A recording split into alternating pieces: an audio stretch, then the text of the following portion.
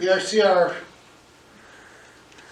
these blocks are gonna represent our priorities. Priorities. My first priority is trying to talk straight. You know, first off, we got God. Now we got, of course, our jobs, whatever we have. Oh, and our family, we can't forget that.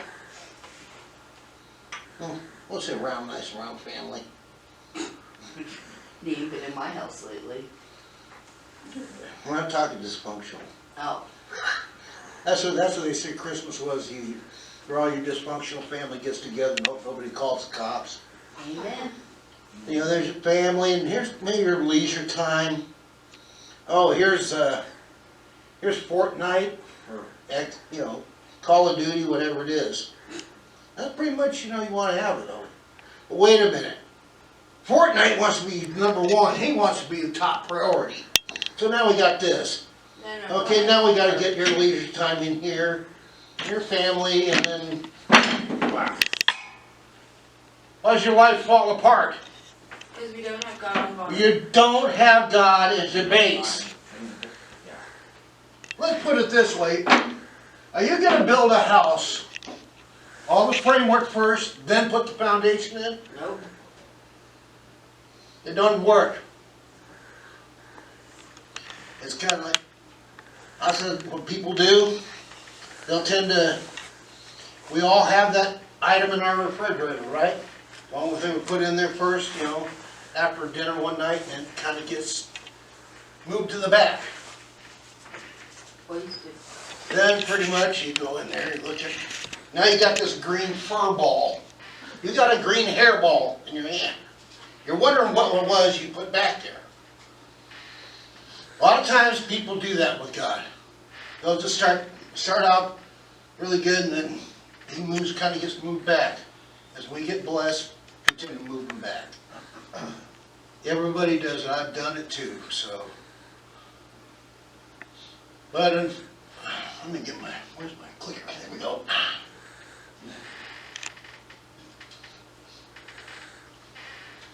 Now, talking about priorities, and then we're out of Philippians. Can you see all right? Okay. We're talking in Philippians chapter 3, verses 13 and 14. I think it's right there in the front of your bulletins too. So there's no excuse not to have it in front of you. And I will be going through Proverbs chapter 6 later in a little bit, so I'm going to bookmark that. It says, "Brothers and sisters, I do not consider that I have made it my own yet. But one thing I do, forgetting what lies behind and reaching forward what lies ahead, press onward to the goal to win the heavenly prize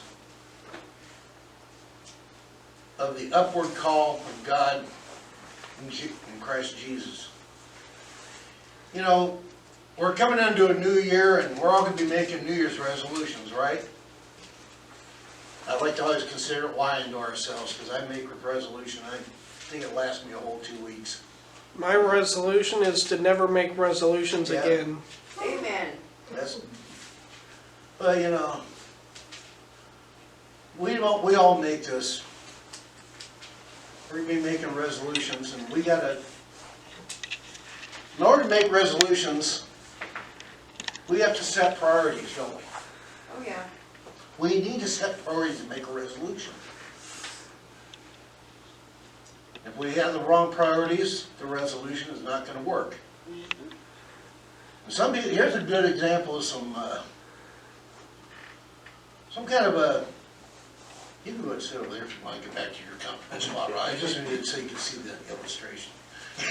I know you're sitting there, look like you're ready to jump or something like there. But here's something about it. Like, surprised to see an empty seat at the Super Bowl stadium. A diehard fan remarked to a woman sitting nearby, "It was my husband's woman woman explained, but he died. I'm very sorry, said the man. Yet I'm really surprised that another relative or friend didn't jump at the chance to take the receipt reserved for him. Beats me, she said. They all insisted on going to the funeral. That's right.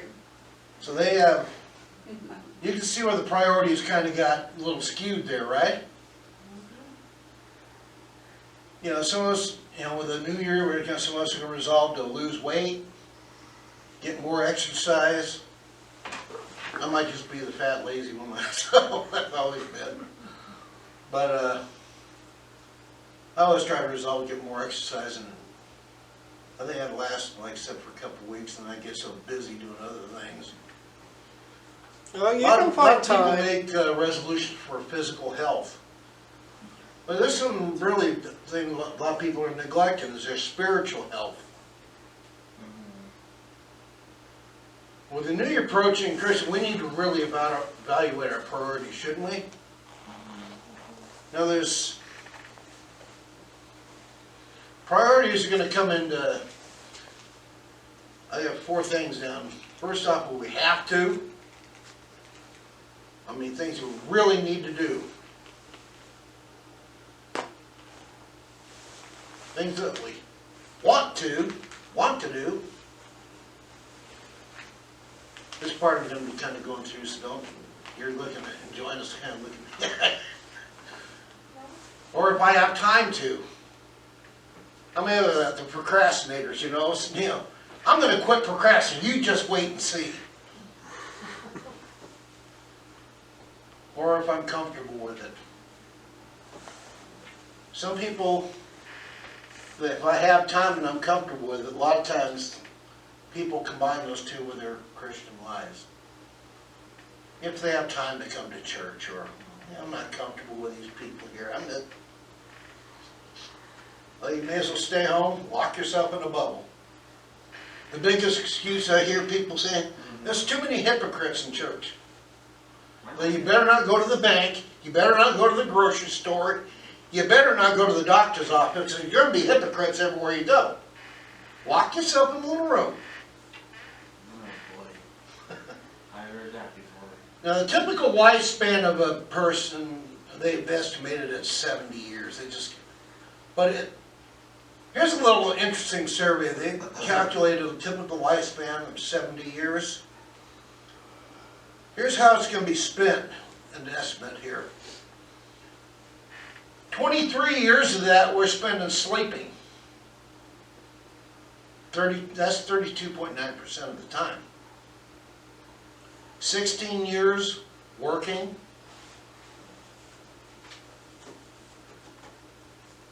That's 22.8%. Watching TV.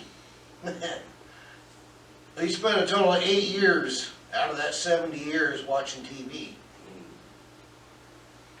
It's kind of an eye-opener, isn't it?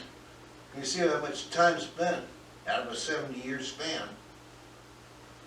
That TV, that's 11.4%. Eating, 6 years, that's 8.6%, but you can tell I kind of spent a little more time in that department. That's one of my favorite. So I probably got a little more than 6 years on that one, so. Some of us spend about 6 years total in the 70 years traveling. That's 8.6%. Leisure time, just sitting around, lounging around doing nothing. 4.5 years, which is about 6.5%. Being sick is about 4 years. Dressing, just getting your dress to go where a total is set in the 70 years, it's been a total about 2 years getting dressed. Now some people seem like it takes that long to get dressed at one time.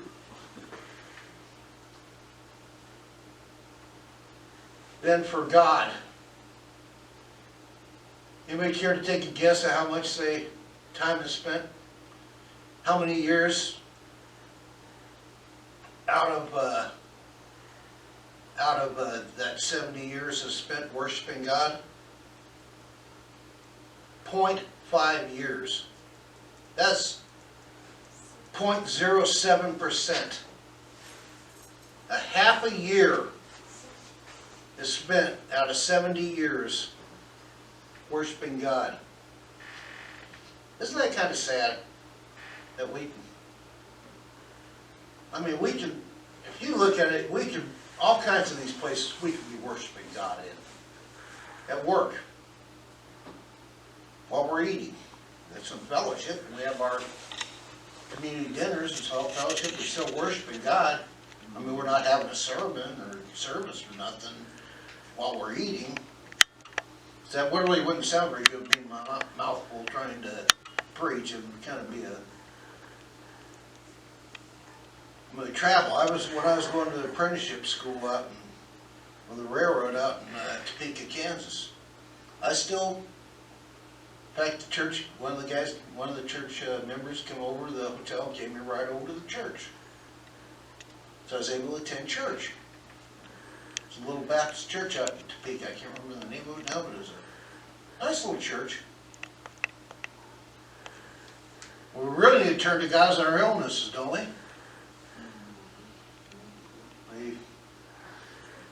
But see, we can all... But you see, a lot of people put God to the back burner. But you know what? We got a precious commodity, and it's called time. This year, with the new year coming up, where are you going to spend your time? Can you take a little bit out of somewhere else to give to God? There was a coach at the college level, had a wife marriage because it's expected. It's expected of college football coaches. They wanted to have the stability, the parents' stability. They need him for the social occasions. But the day he was named head coach of the Dallas Cowboys,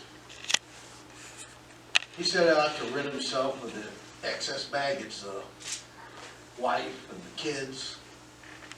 He divorced his wife. Just threw her away like yesterday's newspaper. He didn't need her anymore. And he didn't lose any time losing her, did he? He confessed that he never bought his boys birthday or Christmas presents. He just didn't have the time. They weren't really a priority. So, you know, he's single-mindedly, he just threw himself into his work. As a football coach, into the football team. And in January 1993, they did the top. They won the Super Bowl. But you know what? What's it going to do next year? What about the year after that? It's not uncommon for coaches to get fired if they start having a losing season.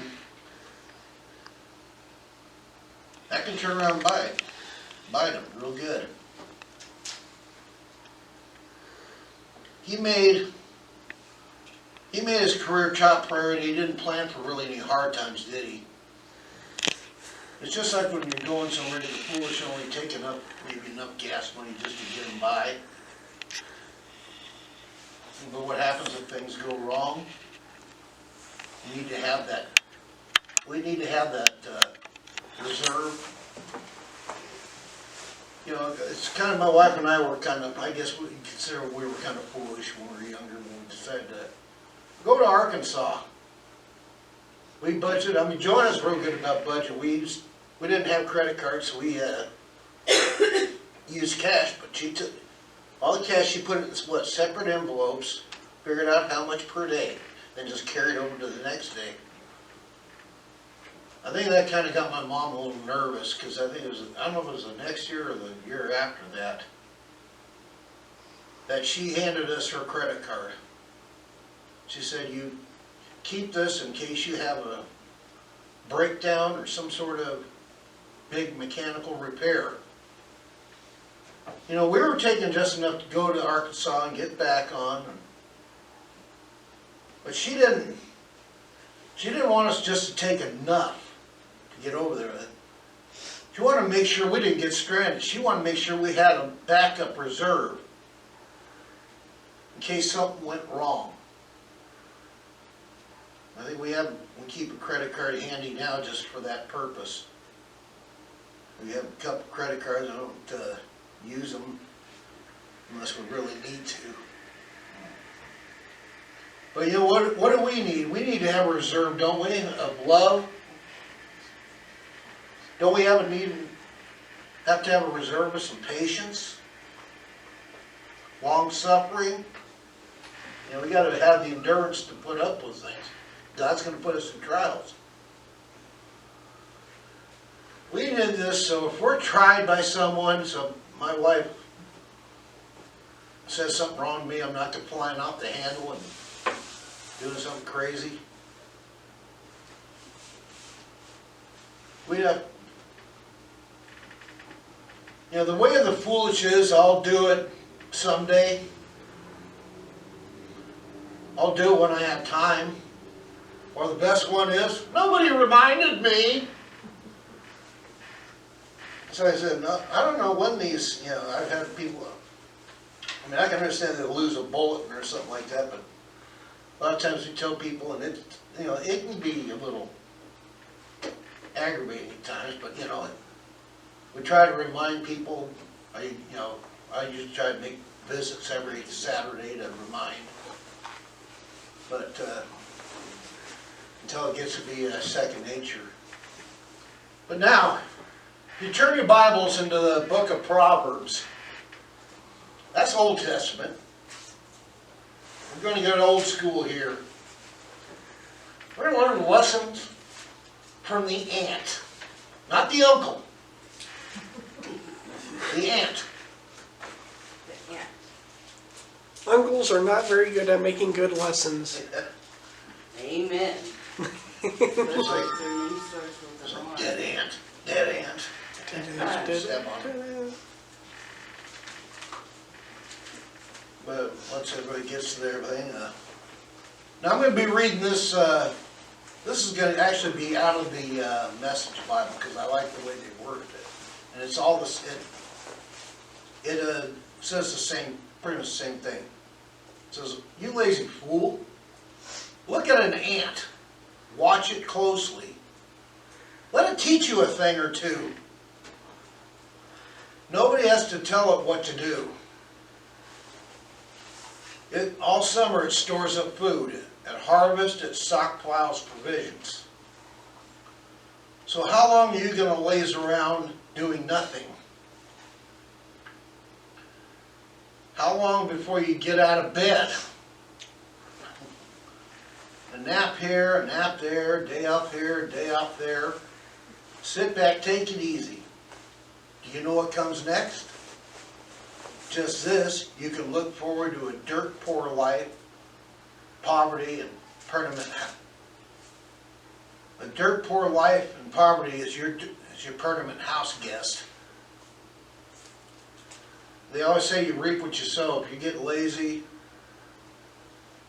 you know, if you have the, I've seen people when they are hurting for jobs, you offer something to them and then they don't want to do it because they think it's beneath them.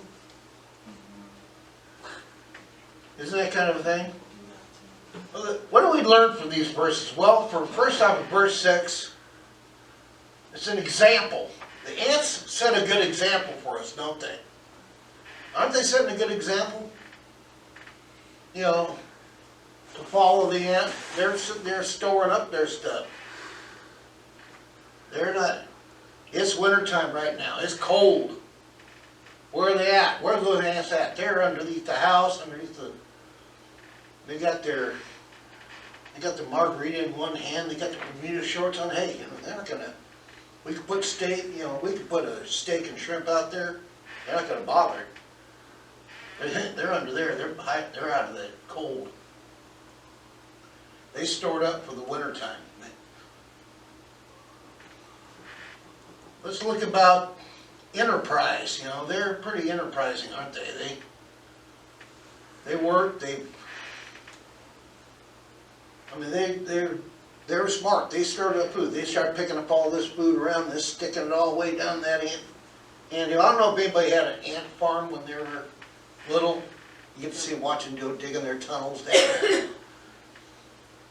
I'd have probably been I never had one because I think my mom was afraid I was gonna open it up and dump them out or something. And I was kind of a rotten kid, okay? So, I'm not really, but I mean, my mom had what they call perpetual anxiety. She was really nervous about everything I did, so, you know, like with kind of remembered there's a few Christmas presents she regretted giving me, like a little car with a ejector seat on it with a guy pops out of the top. And I think I've startled and scared the daylights out of her more than any time. She was jumpy, so it was fun to watch her go. She was dancing around everywhere. But you know, back to this enterprising. These ants were smart. They started working during the summertime to start storing away food because they know when it gets raining, when it gets wet,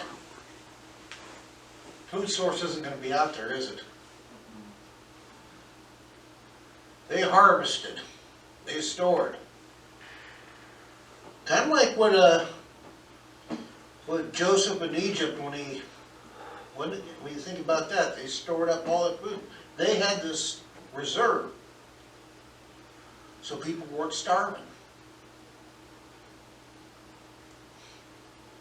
Encouragement, they say exhortation here, but it's encouragement. We gotta, we gotta encourage people to wake up.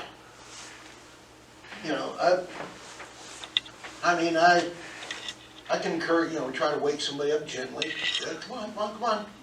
Or I can do like they did when I was in basic training. Come in there with a trash can and a nightstick and the metal trash can. Get up! That's really not exhorting. That's more just being good. But we got to encourage. We got to encourage people to kind of wake up and work for the Lord. This group here, I think, is really good about doing it. We're a small group, and we're really good about working for the Lord. It doesn't matter what you're doing, whether you vacuum the church or whether you do the maintenance, whatever you're doing. Anybody that's able to help out, I know this has been helping out. It's great. And that's how we're supposed to do it. We're supposed to work like that. We're going to be really reaping a reward for it. Okay, here's another one, excuses. Those things, we all got those, right? Everybody comes up with them. People make excuses to delay waking into God's truth and working for Him, waking up to His truth. A lot of people, oh yeah, I've seen where they had a lot of people. We've had a couple times with Hispanic churches. They get all gung-ho about starting them up, and then it fizzles out because they get discouraged. But at least they tried to get in and try to do it. There's a lot of people who make excuses. Well, I like to get. I have enough to do at my place. They make all kinds of excuses to avoid going out and just talk to somebody about Christ. How hard is it to talk to somebody? Honestly, it's not that hard. Of course, I'm a more talkative individual than my wife is. She's getting a little better at it when she sees an opportunity to jump at it. And last, the end result. The end of a lazy person is that poverty is going to really overtake him, isn't it? If you don't really get out and work, we're not talking about regular job. Just any type of thing. I know some people, it's hard to find jobs, especially out here in Barstow. It's really difficult unless you work the service industry or railroad. But people can if you don't actually put forth the effort at least, you can look forward to, being poverty. It's just like that with our spiritual lives. Let's convert this to our spiritual life. We gotta we gotta go out and harvest people for here. We gotta be enterprise. We gotta know where to do, how to go about it. We get great feedback from people here. During our business meetings, we come up with ideas, brainstorm. We gotta encourage people. We gotta encourage one another to kind of get up and go. Get out and quit making excuses that, I got too much to do this way, or too much, that's just too much walking around to do. I got a boogered up knee, and I don't know how many times I've walked these streets handing out flyers for different things. I mean, I pay the price for it when I get home. I'm usually having to slam down some ibuprofen and put my foot up.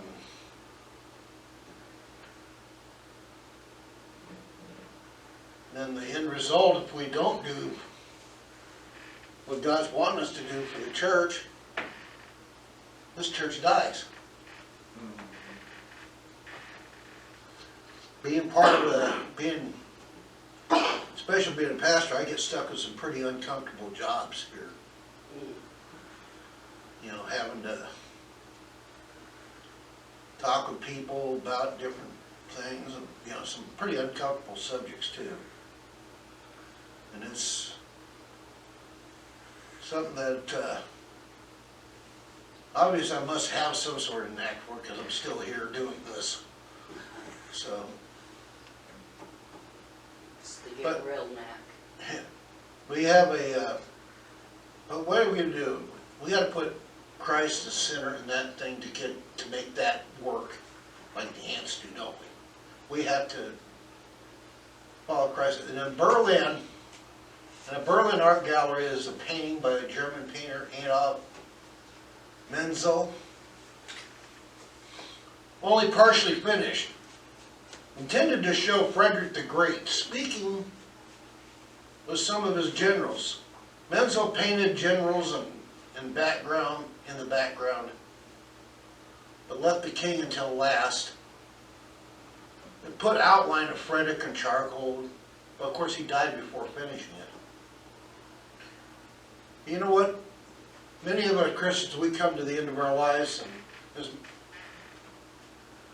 and really a lot of Christians, when they come to the end of their lives, they haven't put Christ in the proper spot.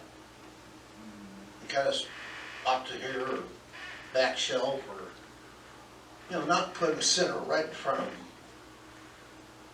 We should be aiming for that cross all the time.